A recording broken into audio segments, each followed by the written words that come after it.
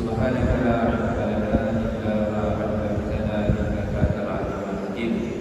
Qala rabbi sadri wa yassir li amri wahlul 'uqdatam min lisani yafqahu qawli, amma ba'd. Masih muslim yang dirahmati Ustaz yang dirahmati Allah sekalian. Assalamualaikum warahmatullahi wabarakatuh. Alhamdulillah, sama-sama kita panjatkan syukur kita kepada Allah Subhanahu wa taala. Puji dan syukur kita kepada Allah Subhanahu wa taala di atas kenikmatan yang diberikan kepada kita.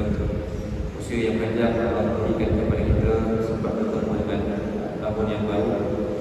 Alhamdulillah, segala pujian dan hidayah kepada Allah Subhanahu wa taala. Sucikan dia dari segala kekurangan, sucikan Allah Subhanahu wa taala dari segala kelemahan. Mudah-mudahan hari ini kita bertemu dengan Allah Subhanahu wa taala dan mendapat pengampunan dan keridaan Allah Subhanahu wa taala, insyaallah. Tuan-tuan dan puan yang dirahmati Allah sekalian, hari ini kita akan bicarakan satu tajuk yang lain. Sebelum ini kita bicarakan berkaitan dengan birrul walidain, kebaktian kepada kedua orang.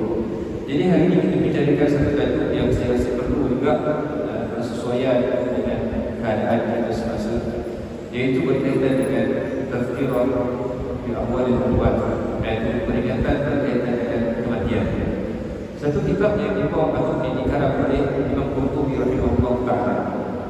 Imam Qurtubi rahimahullah ta'ala menulis satu kitab yang bernama Tazkirah berkaitan dengan kematian dan ahwal hari kiamat. Satu kitab yang saya rasakan bahawa ia satu kitab yang sangat-sangat patut dibaca oleh setiap orang. Dalam mana kita nak membersihkan jiwa kita, dalam mana kita nak membersihkan nurani kita ini yang makin hari semakin gelap, yang kadang-kadang kita tak terlepas dengan buat segala dosa. Maka Imam Qurtubi rahimahullah ta'ala menulis satu kitab ini sebagai peringatan kepada kita untuk supaya manusia yang ingin keadaan hidupnya ketika berada di alam kubur, ketika hidup mereka berada di dalam syurga, supaya sentiasa memperbanyakkan dan mengingat tentang kematian.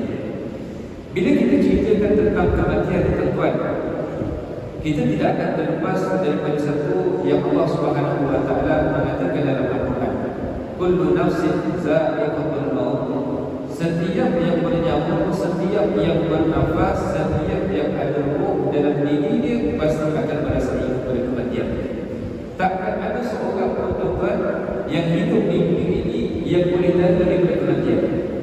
Sehingga kan para ulama mengatakan bahawa sehingga kan tidak ada seorang pun yang akan lari daripada kematian kalaulah seandainya dia naik ke puncak gunung yang tertinggi, kematian itu akan datang kepada dia. Kalau dia duduk dalam satu kawasan orang yang ramai di dalam satu kawasan tersebut, kematian juga akan datang menyambut kepada dia. Walaupun dia lari di atas gunung yang tinggi itu, tuan, supaya dia jauh daripada kematian, tetapi fahamlah kepada kita bahawa kematian itu, tuan, akan datang untuk bantuan orang tersebut tanpa bersalah. Dan ramai orang yang kita duduk bersama-sama dengan mereka, tuan, dalam masjid ini, tuan, akan ada orang yang ramai, tetapi maut itu, tuan, tak pernah kenal berhenti benar dan tidak akan tersalah orang untuk dia ditarik nyawa. Itulah dinamakan sebagai kematian. Kematian itu, tuan, satu benda yang pasti untuk kita hadapi, satu benda yang pasti untuk kita hadapi, dan kita takkan terlepas daripada kematian. Sebab itulah Allah Subhanahu wa taala banyak mengingatkan kepada kita, tuan, di dalam Al-Quran berkaitan dengan mempersiapkan diri kita untuk bertemu dengan kematian. Kita hidup di dunia ini, tuan, apa tujuan kita? Allah Subhanahu wa taala dah beritahu, aku jadikan manusia ini liya'budullah, untuk beribadah kepada Allah Subhanahu wa taala. Bila kita jadikan Allah jadikan kita, tuan, untuk beribadah kepada Allah Subhanahu wa taala, maka Allah Subhanahu wa taala dah suruh kita, tuan, dah beri peringatan kepada kita, bersedialah kepada kematian. Jadi, tuan-tuan dan puan yang dirahmati Allah sekalian, sebagai mukadimah, kita nak mengatakan bahawa sebelum kita membuka kitab ini, tuan, atau membahaskan kitab ini, nak bawakan satu kisah. Yang mana kisah ini didapatkan oleh Syekh Abdul Hamid Kishki. Syekh Abdul Hamid Kishki tuan-tuan, seorang ulama Mesir yang hebat ketika itu. Dia dah meninggal tuan-tuan. Syekh Abdul Hamid Kishki orang yang betul, tetapi hati dia sangat-sangat bersih, hati dia sangat-sangat terang. Syekh Abdul Hamid Kishki tuan-tuan, seorang ulama Al-Azhar Mesir ketika itu, dia menyampaikan satu ceramah di hadapan Allah, di khalayak ramai orang, dengan dia mengatakan bahawa berapa-berapa orang yang tidur pada waktu malam dah tak bangun dah. Berapa-berapa orang yang tidur pada waktu malam dah tak bangun dah. Petunjuk kepada kita tuan-tuan, malam tadi dia tidur, malam tadi sempat minum teh dengan kita, malam tadi sempat berubat dengan kita, malam tadi sempat berwasap dengan kita. Tetapi rupa-rupa itulah malam yang terakhir dia berwasap dengan kita sebelum dia tidur. Meninggal ketika waktu tidur, meninggal kerana semput waktu tidur, tiba-tiba saja bangun-bangun sekejap-kejap waktu subuh dah tak ada. Beramai-ramai orang yang sedemikian kata. Beramai-ramai orang yang keluar daripada rumah dan tak ada lagi dah. Keluar rumah tuan, kerana pun nak pergi kerja, nak pergi beli barang, nak pergi jumpa kawan, nak pergi sekian-sekian. Keluar saja rumah tuan, itulah keluar dari rumah yang terakhir ketika menaiki dunia. Dalam perjalanan aksiden, dalam perjalanan meninggal, dalam perjalanan sakit jantung dan sebagainya, maka ketika itu tuan, tidak tak ada lagi rumah. Berapa-berapa orang yang memakai pakaian tetapi dah tak kadang-kadang pakai baju tuan, tetapi dia dah tak mampu untuk menanggalkan baju dia sendiri. Kenapa tuan? Orang lain yang menanggalkan pakaian dia, nak mandikan jenazah orang menanggalkan pakaian dia tuan. Dia tak mampu untuk menanggalkan pakaian. Berapa-berapa orang yang menaiki kenderaan dah tak turun. Dia naik kenderaan boleh, tetapi dia nak turun daripada kenderaan itu dah tak mampu. Orang lain yang membantu dia untuk menurunkan dia daripada kenderaan. Maka ketika itu Syekh Abdul Hamid Kishki mengatakan beramai-ramai orang yang pergi ke rumah sakit, tetapi kubur tuan-tuan dia terus balik, terus pergi ke kubur. Dia pergi ke rumah sakit, pergi ke hospital tuan-tuan, tujuan untuk apa?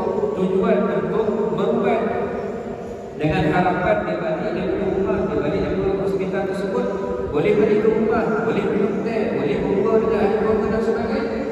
Sampai saja masuk saja di rumah sakit, sampai saja di hospital, masuk hospital, beberapa hari setelah itu meninggal. Sebab itulah tuan-tuan, mati ni tuan-tuan bukan kita kira siapa kita. Mati ni tuan-tuan bukan kita kira sakit apa. Tetapi mati itu tuan-tuan dia akan kira dah datang ajal Allah Subhanahu Wa Taala akan jemput. Dan sebahagian ulama mengatakan bahawa jangan kamu menyangka umur kamu muda, kamu akan bertemu dengan kematian. Berapa-ramai orang yang muda meninggal dan berapa-ramai orang yang tidak sakit itu meninggal. Kita beranggapan, oh kenapa sakit? Oh biasa, oh dah tak ada harapan dari kematian. Oh sakit apa? Sakit jantung, tak ada harapan. Rupa-rupa tuan-tuan, orang yang sakit kanser tersebut sehat tubuh badan, sehat walafiat, bebas daripada kanser. Tetapi kita yang tidak ada penyakit ini. Satu kisah tuan yang diceritakan oleh sahabat saya, Datuk Rashid Jamil. Dia mengatakan bahawa ada seorang kawan jadi tuan aksiden. Kawan dia jadi aksiden, masuk dalam kena gelik dekat lori. Kalau ikut pada zahir orang tuan, zahir pada mata dia tak ada harapan dah, memang meninggal terus. Bawa ke hospital, masuk dibuat ICU, masuk buat ICU. Ayah dia tuan daripada kampung datang dan tunggu anak jadi 3 hari 3 malam di hospital. Masuk hari ketiga tuan, kawan dia ni tuan apa berlaku, dipindahkan ke ward CCU pula. Tadi buat ICU parah sangat, ni dipindahkan pula ke ward CCU, maknanya dah ada kurang sikit, dah ada menambahbaikan sikit. Apa yang berlaku pada hari yang ketiga tuan, ayah yang menjaga orang yang sakit, orang yang aksiden, anak ni tuan meninggal dunia. Nak kata tuan, bapa ni tak ada sakit, bapa yang menjaga anak ni di hospital, tetapi anak yang aksiden sedang berbarang dia tak tinggal, yang tinggal ayah. Maka nak katakan kepada kita tuan, kalau kita ambil pengajaran bahawa mati itu tuan tidak mengira siapa, tidak mengira dulu, tidak mengira siapa kau, sakit apa, di mana, bagaimana, tak. Datang saja ada tuan, Allah Subhanahu wa taala tidak akan melewatkan satu saat dan tidak akan mempercepatkan satu saat. Kehidupan kita ni tuan dilalaikan tuan daripada mengingati kepada kematian. Bila kehidupan kita ini tuan dilalaikan daripada mengingati kematian, kita lihat bagaimana para ulama mengatakan bahawa apabila seseorang itu lalai terhadap kematian, melupakan tentang soal kematian, Allah Subhanahu wa taala akan campak 3 benda di dalam hati mereka. Allah Subhanahu wa taala akan campak pada hati seorang itu 3 perkara. Seandainya dan sekiranya dia melalaikan tentang daripada mengingati kepada kematian. Yang pertama, Allah Subhanahu wa taala akan campak dalam dirinya, iaitu suka menunda-nunda taubat. Kenapa tak taubat Syekh? Tak apalah Ustaz, masa masih muda lagi Ustaz, umur 60 dapat pencet so taubat tak Ustaz. Sekarang ni kita enjoy dulu. Bagaimana orang hari ini ada perkataan-perkataan macam tu, mengingatkan kepada kematian kita tuan, kita akan mempercepatkan taubat. Seolah-olah hari ini adalah hari yang terakhir kita hidup di dunia. Orang yang mengandaikan bahawa dia akan hidup besok pagi, dia akan mengatakan tak apa Ustaz, besok pagi saya taubat. Besok pagi ni lagi tak apa Ustaz, besok pagi saya taubat. Ini adalah bisikan dan talbis iblis dalam diri mereka. Orang yang dalam keadaan macam ni tuan, dia akan suka sangat untuk menunda-nundakan tentang taubat kepada Allah Subhanahu wa taala. Dari segi memakmurkan masjid Allah Subhanahu wa taala, memakmurkan rumah Allah Subhanahu wa taala pun begitu juga. Kenapa tak datang masjid? Tak apa Ustaz, penuh dengan kerja, busy dengan kerja. So, dah pencet Ustaz, insya-Allah saya datang. Siapa tahu tuan, adakah umur kita akan sampai kepada usia pencet? Kita semua tak tahu tuan. Bila anda kata kalau seandainya seseorang itu tak sampai kepada usia pencet, dan ketika itu dia dijemput oleh Allah Subhanahu wa taala, bagaimana amalan seseorang itu nanti dikira, bagaimana kita nak memaksimumkan ibadah kita kepada Allah Subhanahu wa taala. Alasannya, atuk saya umur 70 meninggal, ayah saya umur 90 meninggal, saya mungkin berkadang 90 atau 80 saya meninggal. Dia dah beranggapan sedemikian. Maka ini semua adalah benda-benda yang akan menyebabkan seseorang itu menangguh-nangguhkan dalam taubat kepada Allah Subhanahu wa taala. Yang kedua tuan, apabila seseorang ini melalaikan ataupun melalai daripada mengingati kematian, Allah Subhanahu wa taala akan campak perasaan yang kedua. Apa dia? Iaitu dia tidak pernah redha terhadap apa yang didapat. Dia tidak akan redha terhadap apa yang didapat. Semakin hari semakin bertambah, semakin hari semakin bertambah. Sebab itulah para ulama di dalam kitab hikam mengatakan bahawa nabru wa lahu li hajatina, nabru wa lahu li hajatina, wa hajatu man 'asha la tanqadi. Ulama tuan mengatakan bahawa kita pada waktu pagi, kita pada waktu petang sentiasa berangan-angan untuk hajat kita. Hajat-hajat yang tak pernah kita capai, kita akan melaksanakan. Contoh tuan-tuan, dulu ada orang sanggup jual ladang, sanggup jual tanah. Sebab apa? Sebab pertama sekali dia katakan, Ustaz saya nak cukupkan dalam tabung ekor haji saya. Okey, tak apa, tak ada masalah. Kemudian ada benda sikit tuan, dia beli kereta. Dia kata, Ustaz saya beli kereta ini supaya saya dapat memudahkan perjalanan. Dan insyaAllah kereta ini saya beli, saya akan pakai sampai setinggal. Keluar baru tuan, kereta baru pula. Apa berlaku-lakukan? Dia trade-in pula kereta tersebut. Trade-in kereta tersebut. Mula-mula pakai sakar, lepas pakai sakar, keluar pula wira, dah pakai wira, tukar pula wira, berwira, tukar pula kepada wajah pula tukar pula zora dan sebagainya. tuan-tuan, dikatakan wahada taman asya la tanqadi. Hajat impian orang yang hidup tidak akan pernah tercapai ataupun tidak akan pernah selesai.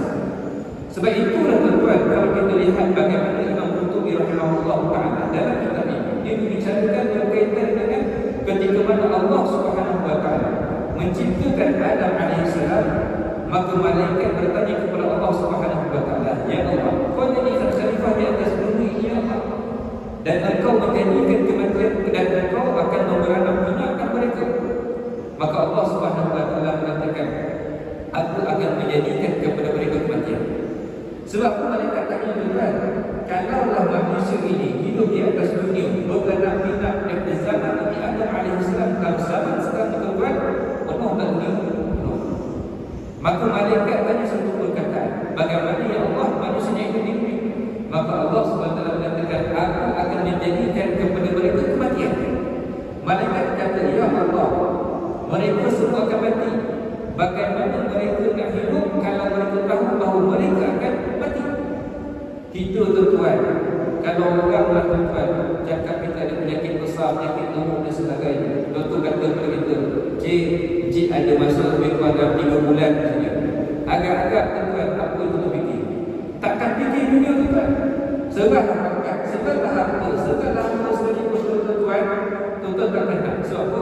Dalam fikiran kita 3 bulan ni, apa yang kita nak buat, apa yang kita nak penuhi untuk kita manfaatkan, untuk kita bertemu Allah Subhanahu wa ta'ala.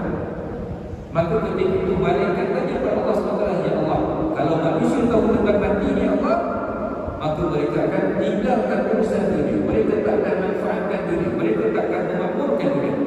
Maka Allah Subhanahu wa ta'ala mengatakan, aku akan menjadikan kepada mereka angan-angan. Dengan angan-angan di tuan, kita akan otomatik melupakan kematian. Kita kata betul-betul besok pagi dah ada perancangan, bulan depan kita dah ada perancangan, sedangkan kita tak tahu besok pagi adakah umur kita, kita tak tahu bulan depan ada lagi tak umur kita. Maka disebabkan itulah angan-angan ini yang menjadi impian kepada kita. Ulama mengatakan wahajat man asya la tanqadi. Angan-angan orang yang hidup itu tidak akan pernah berhenti. Maka sebab itulah tuan-tuan, dalam kita berangan-angan tuan, jangan sesekali kita melupakan tentang kematian yang akan menyambut itu. Buatlah hiduplah macam mana sekalipun. Sebab itu ulama mengatakan bahawa hiduplah kamu di dunia ini seperti mana kamu akan hidup 1000 tahun, dan beramallah oleh kamu di dunia ini seperti mana besok pagi kamu akan mati. Maka sebab itu tuan-tuan, dalam kita hidup ini tuan, bukan bermakna kita melupakan akhirat terus, dan bukan bermakna bila kita ingat kepada akhirat kita lupakan dunia terus. Tak. Bagaimana orang hari ini tuan, kita lihat di akhirnya para sahabat. Para sahabat radhiyallahu anhum ajma'in, beramai orang yang kaya-kaya, beramai orang yang dikira sebagai billionaire pada zaman Nabi sallallahu alaihi wasallam. Kisah-kisah baru saya bawakan cerita itu tuan di dalam kuliah saya. Di antaranya Uthman bin Abdurrahman Auf, di antaranya Abdurrahman Auf radhiyallahu anhu. Kisah Abdurrahman Auf itu tuan, satu kisah yang sangat menarik, nak menceritakan dalam dia berniaga, dalam dia kerja keduniaan ini, dia tidak pernah tinggalkan akhirat. Kisah Abdurrahman Auf itu tuan, satu hari ketika mana Abdurrahman Auf dia biasa berniaga, dan ketika mana dia mendapat keuntungan daripada perniagaan dia, sebahagian daripada harta itu dia akan menginfakkan bersama dengan fakir miskin, dia akan infakkan. Satu hari itu tuan, Abdurrahman Auf dia berniaga seperti biasa, tetapi Allah Subhanahu wa ta'ala telah mentakdirkan keuntungan Abdurrahman Auf pada hari tersebut sebanyak 1 peti besi emas. Untung dia tuan, 1 peti besi emas itu dapat 1 peti besi emas itu tuan, maka Abdurrahman Auf dia dipecat. Isteri tengok tuan, Abdurrahman ini dalam keadaan macam tak senang, dalam keadaan yang kurang seronok. Maka isteri tanya, ya Abdurrahman, apa jadi? Dia kata, aku hari ini berjaga dan Allah berikan kepada aku satu rezeki. Yang mana rezeki tersebut ni 1 peti besi emas ni penuh dengan emas. Maka Abdurrahman itu kan dia katakan, wallahi aku tak reda untuk emas ini bermalam di rumah. Dia tak nak emas tuan harta tersebut bermalam di rumah tersebut. Maka apa yang dilakukan Abdul Rahman Auf bersama dengan isteri dia, packingkan emas-emas tersebut dan dibahagikan keseluruhannya kepada fakir miskin yang berada di sekitar. Satu peti besi emas diberikan dan diinfakkan kepada fakir miskin. Hari kedua tuan Abdul Rahman Auf berniaga. Apa yang Allah SWT beri tuan, Allah SWT beri 2 kali ganda. Maka Abdul Rahman mendapat 2 peti besi emas hasil daripada keuntungan perniagaan pada hari tersebut. Begitu juga dilakukan pada hari kedua. Dia packing semua, dia ambil semua harta dia, dia infakkan kepada keseluruhan orang yang berada di sekitar Abdul Rahman Auf. Hari ketiga tuan Abdul Rahman Auf dia rasa lega apa tuan? Sebab dia dah menginfakkan keseluruhan 2 peti besi emas tuan. Hari ketiga Allah SWT datangkan keuntungan Abdul Rahman Auf sebanyak 3 peti besi emas. Nak kata kepada kita tuan, orang Islam kita ni tuan, bukan tak boleh nak kaya, boleh kaya. Bukan tak boleh untuk memasang angan-angan untuk berjaya, boleh tuan, dan sangat-sangat dituntut dalam Islam. Tetapi jangan sesekali perkara tersebut yang mengikat kepada kita sehingga kita lupa kepada akhirat, sehingga kita lupa untuk pertemuan kita dengan Allah Subhanahu wa taala, dan sehingga kita lupa kepada soalan-soalan yang Allah Subhanahu wa taala akan tanya kepada kita. Ma rabbaka bi rabbikal karim. Apa yang menyebabkan kamu itu lalai daripada Allah Subhanahu wa taala? Apa yang menyebabkan kamu lalai dan lari daripada Allah Subhanahu wa taala? Maka apa jawapan kita dan kita tuan?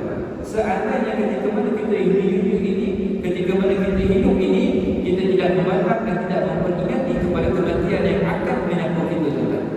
Jadi sebab itulah tuan, dalam berkaitan dengan hidup kita ini tidak akan pernah puas. Seorang tokoh tuan bernama Syekh Mutawalla Sya'rawi. Syekh Mutawalla Sya'rawi ini tuan, dia merupakan seorang ulama yang besar. Dia seorang ulama Al-Azhar, pernah menjadi mufti dan dilantik menjadi menteri Mesir ketika itu. Syekh Mutawalla Sya'rawi ini tuan, bagaimana zuhud dalam diri ini tuan. Dia mengatakan bahawa ketika mana Syekh Mutawalla Sya'rawi dia pergi ke Makkah dan juga Madinah. Bila dia pergi ke Makkah dan Madinah tuan, apa yang berlaku? Dia tidak pernah memakai selipar. Dia tak pernah pakai selipar. Orang tuan, bila tengok ulama yang besar bertaraf di antara mufti kerajaan pada ketika itu tuan, melakukan perbuatan tersebut, tak pakai selipar, pergi kulu-kili tak pakai selipar, orang akan menjadi satu tanya dan menjadi tanda-tanya kepada dalam fikiran mereka. Ada sebab, mesti ada sebab. Maka ditanyalah kepada Syekh Mutawalla Sya'rawi, wahai Syekh, aku lihat engkau ni sampai di Makkah, sampai di Madinah, kau tak pakai selipar. Kenapa? Dia mengatakan bahawa aku malu untuk berjalan di atas muka bumi Allah Subhanahu wa taala dengan dalam keadaan berselipar, sedangkan Muhammad sallallahu alaihi wasallam, insan yang paling istimewa, sedang berada di bawah selipar. Dia tak nak. Perkara tersebut bukan wajib tuan, tetapi nak katakan bersihnya hati dia tuan, sehingga dia mampu untuk memperkatakan sedemikian. Dan Syekh Mutawalla Sya'rawi mengatakan berkaitan dengan kematian. Dia mengatakan kematian ini adalah kehendak Allah Subhanahu wa taala. Allah nak, Allah punya suka. Allah tak nak kita mati, Allah punya suka. Allah nak kita mati, Allah punya suka. Dan kematian itu adalah perpisahan antara roh dan juga jasad. Sebab itulah kalau kita lihat Imam Ghazali rahimahullah ta'ala mengatakan bahawa pada manusia ada 3 benda. Pada manusia ada 3 benda. Yang pertama, hak milik Allah Subhanahu wa taala 100%. Pada diri kita tuan, ada hak milik Allah Subhanahu wa taala 100%. Dan tidak ada pun walaupun 0.001% milik kita tak ada. Semua itu 100% adalah milik Allah Subhanahu wa taala. Yang kedua adalah milik kita. Adalah milik kita. 100% milik kita. Dan yang ketiga adalah perkongsian kita antara Allah Subhanahu wa taala dengan diri kita. Apa milik Allah Subhanahu wa taala 100% tuan? Milik Allah Subhanahu wa taala 100% adalah roh kita. Roh ni tuan. Roh kita ni tuan adalah milik Allah Subhanahu wa taala 100%. Muda lagi dah meninggal, Allah Subhanahu wa taala punya milik. Baru kahwin dah meninggal, Allah Subhanahu wa taala punya milik, bukan kita. Tak boleh kita nak tangkap roh tersebut, tak bagi roh tersebut keluar, tak boleh. Sebab roh ini adalah milik Allah. Allah Subhanahu wa taala punya roh. Allah nak bagi kita hidup. Dan Allah Subhanahu wa taala bila nak kita pulang kembali kepada Allah Subhanahu wa taala, Allah akan bagi. Itu milik Allah Subhanahu wa taala. 100% mempunyai kita tuan apa dia? Amalan kita. Amalan kita ni adalah 100% milik kita, bukan milik orang lain. Hasan Al-Basri radhiyallahu anhu pernah ditanya satu hari tuan, wahai Hasan, aku melihat engkau ni orang yang sangat komitmen, orang yang sangat taat, orang yang sangat rajin beribadah kepada Allah Subhanahu wa taala. Apa yang menyebabkan engkau wahai Hasan Al-Basri sehingga mampu untuk bertahan siang malam, untuk menginfakkan harta setiap malam? Apa yang menyebabkan perkara tersebut? Maka Hasan Al-Basri mengatakan bahawa demi Allah, aku merasakan bahawa tidak akan ada orang yang lain yang akan beramal untuk aku, melainkan akulah yang akan beramal untuk diri sendiri. Orang lain tentu tak akan amal begitu. Mungkin di dunia ni orang berpandang juga kaya rutin, rapat, ada jawatan rapat, sekian. Tapi tak tanya bila dah meninggal orang tak akan pandang. Orang tak akan bagi infak, kenapa sedekah untuk sebulan. Kalau apa-apa kerabat-kerabat, mak ayah, adik-adik, mungkin dia akan bagi. Tetapi kalau benda tersebut jauh, siapa yang akan beramal? Melainkan diri kita sahaja yang akan kumpul segala amalan-amalan untuk kita bertemu dengan Allah Subhanahu wa taala. Yang ketiga, perkongsian antara kita dengan Allah Subhanahu wa taala, iaitu doa. Doa kita tuan Allah yang makbulkan. Kita minta kepada Allah Subhanahu wa taala, Allah yang akan memakbulkan segala permintaan kita. Maka ketika itulah tiga benda ini yang akan menjadikan basic dalam hidup kita. Kita kena ingat, kita kena tahu bahawa setiap perkara ini Allah Subhanahu wa taala akan menjadikan kematian dalam diri kita. Persiapkanlah diri kita tuan sebelum kita bertemu dengan kematian. Jadi tuan, insya-Allah sebagai penutup dalam pertemuan kita, maka persiapkanlah tuan ini sebagai mukadimah sebelum kita masuk ke bab-bab yang lain berkaitan dengan tazkirah kepada kematian oleh Imam Qurtubi rahimahullah taala. Banyak lagi yang saya nak sampaikan kepada tuan. Jadi insya-Allah kita akan sambung pada minggu yang akan datang. Aku qauli hadza wa sallallahu alaihi wa sallam. Wassalamualaikum warahmatullahi wabarakatuh.